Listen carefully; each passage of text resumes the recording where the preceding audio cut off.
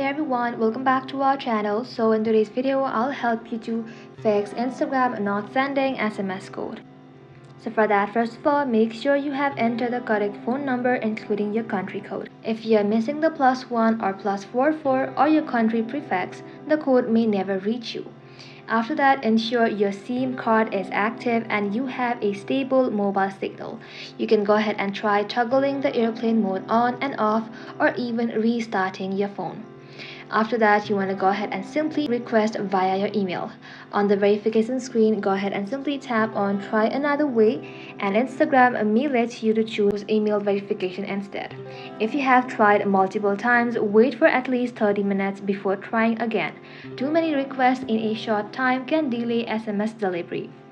And if you're still stuck onto it, go ahead and simply open up any browser, and then in the search bar simply search for help.instagram.com. Go ahead and simply log in using your email and then follow the recovery form to report OTP not being received.